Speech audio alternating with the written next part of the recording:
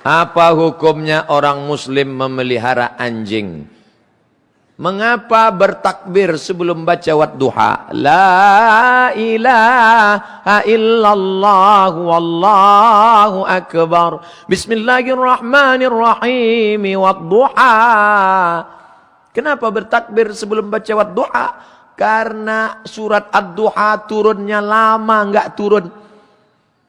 Datang malaikat Jibril. Kenapa engkau lama datang bawa wahyu Jibril? Karena rupanya di bawah tempat tidur ada bangkai anak anjing. Datang Khawlah membawa gagang sapu, terasa anak anjing mati dikeluarkan. Barulah turun malaikat Jibril. Nadkhulul buyut, kami tidak masuk ke dalam rumah kalau di dalam rumah itu ada anjing. Pertama, malaikat rahmat tidak masuk ke rumah yang ada anjing. Tapi yang tidak masuk itu malaikat rahmat. Malaikat maut melebu. Dua, kenapa? Maniqtana kalban, siapa yang memelihara anjing, maka satu hari amalnya dikurangi sebesar Bukit Uhud. Bukit Uhud itu besar Pak Ustadz, 7 kilometer panjangnya. Tingginya tinggi sekali. Pergilah ke Madinah melihat Bukit Uhud dikasih lampu cahaya oleh pemerintah Arab Saudi sehingga tengah malam nampak memerah. Itu kenapa? Supaya orang tahu sebesar Bukit Uhud amalmu dikurangi tiap hari.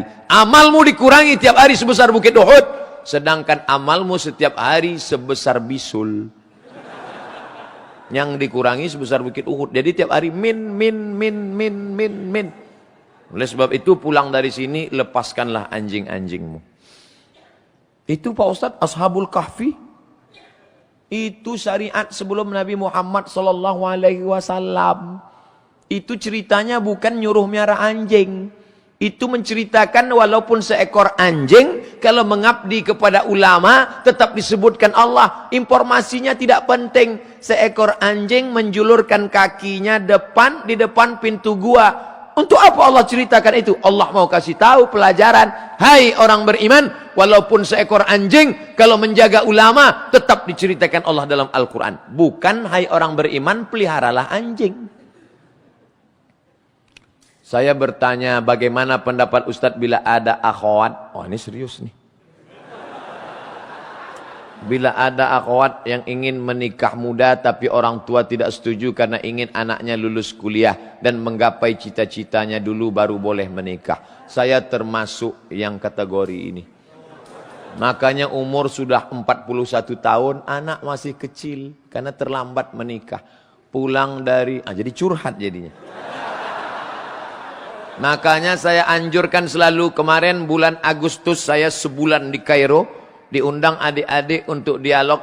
Ustadz Somad, apa pendapat Ustadz tentang kami yang masih kuliah di Kairo ini? Bagaimana kalau kami menikah? Saya bilang baik. Tentang makannya Pak Ustadz, bukan urusan saya.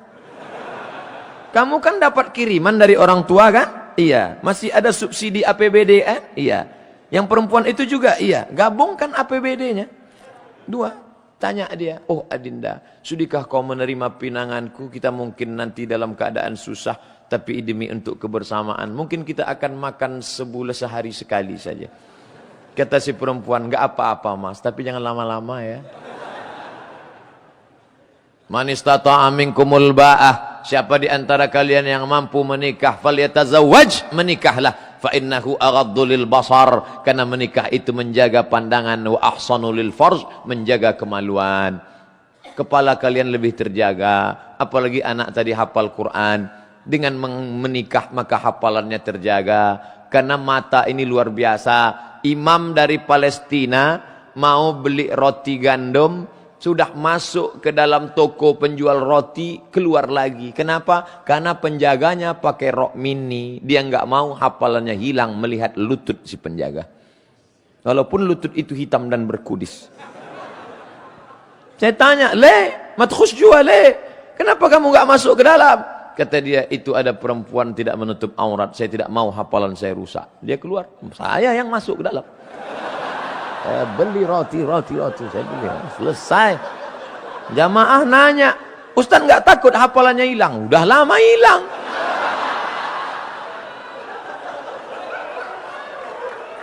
Maka kalian yang mau menikah, bapak-bapak, ibu-ibu, mampu. Lihat Ustadz Arifin Ilham, mampu dia, dinikahkannya anaknya. Umur 17-18 tahun, menikah anaknya. Sekarang diundang kemana-mana, memberi motivasi menikah muda. Saya kalau tahu nikah itu indah, begitu pagi khitan, sore nikah langsung.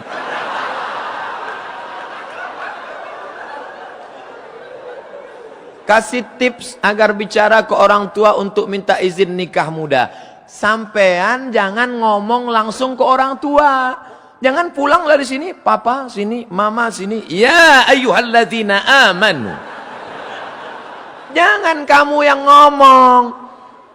Jangan kamu yang ngomong. Orang tuamu itu ngajinya sama siapa? Ngajinya sama Ustadz Fulan. Biar Ustadz yang ngomong. Nah, Ustadznya yang ngomong. Bu, ibu punya anak? Iya. Sudah punya layak menikah? Ya. Dia mau nggak nikah? Oh, itu bagus sekali dinikahkan. Nanti dia ngomong. Atau bapaknya kerja di mana? Di kantor Bupati Lamongan. Pak Bupati yang ngomong. Sampean kene? Nikah. Langsung. Kalau nggak percaya, coba. Saya mau tanya Pak Ustadz, bagaimana jika kita ragu dengan imam yang sedang jamaah, sedangkan kita sebagai makmum? Dan syarat imam yang dipilih kalau bersama teman itu bagaimana? Kalau berkumpul ramai-ramai kita, siapa yang paling layak jadi imam? Sultan. Makanya sultan-sultan Jawa dulu itu orangnya alim sekaligus amir, pemimpin. Sunan Giri. Di Sunan Giri itu ulama sekaligus sultan. Sultan yang ulama. Maka dia, ini perlu pemimpin yang bisa jadi imam. Sekarang banyak juga pemimpin yang bisa jadi imam, tapi imam zuhur. Allahu Akbar.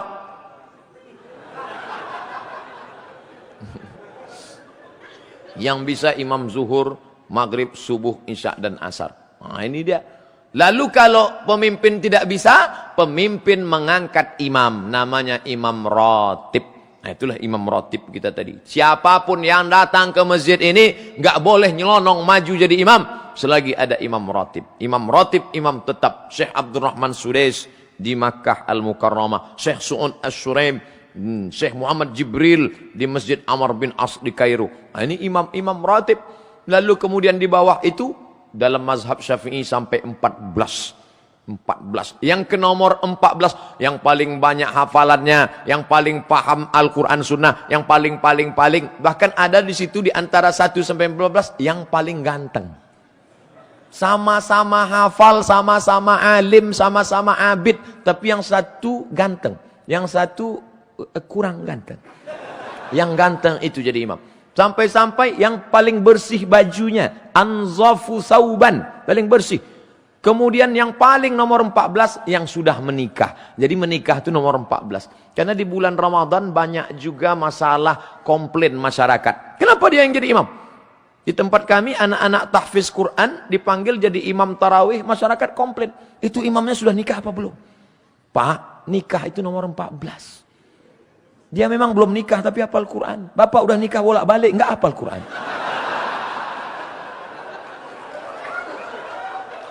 Mohon maaf yang sudah bolak-balik nikah tapi nggak bisa baca Quran. Jangan tersinggung dengar ceramah saya. Biasanya orang yang mudah tersinggung cepat mati. Amal apa yang disebut bid'ah?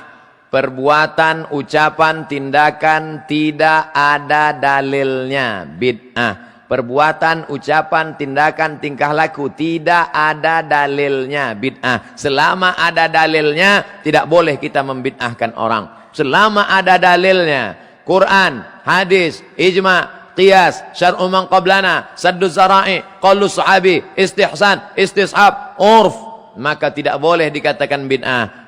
Jangan ketika engkau berbeda dengan orang lalu kau katakan, hei pelaku bid'ah. Saat kau vonis orang, hai pelaku bid'ah, saat itu kau sedang mengatakan, hai dhalalah, hai dhallun, hai penghuni neraka jahanam. Maka hati-hati betul, ini domennya ulama. Tentang nisfu Sya'ban, amalan apa saja yang harus dilakukan? Ittala'allahu ala jami'i khalqihi lailatan nisfi min Sya'ban. Hadis ini menurut Syekh Albani hadithun sahih. Hadis tentang malam nisfu Sya'ban sahih. Allah memperhatikan khusus pada malam nisfu Sya'ban. Fayaghfiru li jami'i khalqihi. Allah mengampunkan semua makhluknya. Illa kecuali dua. Musyrik, orang yang syirik, mempersekutukan Allah. Musyahin, orang yang belum berdamai. Maka berdamailah pagi ini. Salam kiri, salam kanan. Peace, damai. Lalu kemudian apa amalannya? Nabi tidak ada menyebutkan amalan khusus. Terserah mau tahajud sepanjang malam, mau memperbanyak zikir dan salawat, mau membaca Al-Quran. Lalu kemudian ulama ditanya, Kiai, nanti malam saya ngamal apa ya? Baca aja banyak-banyak. Tapi tidak semua orang bisa. Akhirnya ada kiainya yang nyuruh baca ini, baca itu, ijtihad dia. Tapi amalnya bebas, mau apa saja, banyak-banyak. Solat tahajud malam. Nabi itu solatnya bagaimana Pak Ustadz? Hatta tatafattara qadamahu, sampai bengkak kedua kakinya. Kenapa kakinya bengkak? Karena tegaknya lama. Kenapa tegaknya lama? Karena ayatnya panjang. Ayatnya panjang sampai darah turun ke kaki. Apa yang dia baca? Rakaat pertama surat Al-Baqarah 2 juz 4 lembar. Ustadz pernah kakinya bengkak? Pernah. Kapan? Waktu naik pesawat pergi umroh. Bagaimana hukum niqab? Kenapa ada yang bilang sunnah dan wajib? Ada hadis. Ada hadis. Dua kelompok hadis. Lebih 20 hadis yang mengatakan niqab itu wajib. Makanya Syekh Abdul Aziz Ibnu Baz, Syekh Ibnu Utsaimin mengatakan niqab wajib. Niqab itu apa Pak Ustadz? Cadar yang nutup wajah. Ini kelompok yang mengatakan wajib. Sedangkan Syekh Albani mengatakan tidak wajib. Karena ada beberapa hadis yang mengindikasikan sahabat perempuan terlihat wajahnya. Jadi kalau ada kawan kita, sahabat kita yang berniqab karena dia meyakini itu wajib, silakan, jangan diejek. Yang membuka juga jangan diejek. Karena dia meyakini pada hadis-hadis perempuan boleh memperlihatkan wajahnya. Kenapa kelahi tentang masalah ini? Setan bekerja. Itu sudah SOS, standar operasional setan. Kenapa melihat orang celana sempit kita diam? Kenapa melihat orang pakai rok mini kita diam? Kenapa melihat orang bercadar kita rese? Ninja nih ya. Kalau ada yang sudah bercadar, alhamdulillah. Perempuan yang bercadar bukan menjaga dirinya. Perempuan yang bercadar itu bukan menjaga wajahnya. Dia sedang menjaga pikiran orang lain. Ibu-ibu, kalau kalian melihat perempuan bercadar, bersyukurlah. Perempuan itu bukan sedang menjaga dirinya. Perempuan itu sedang menjaga suami kalian supaya matanya enggak jelalatan.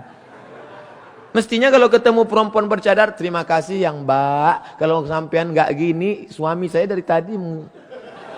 Apalagi kalau perempuan itu cantik. Sampai-sampai supir oplet nabrak tiang listrik.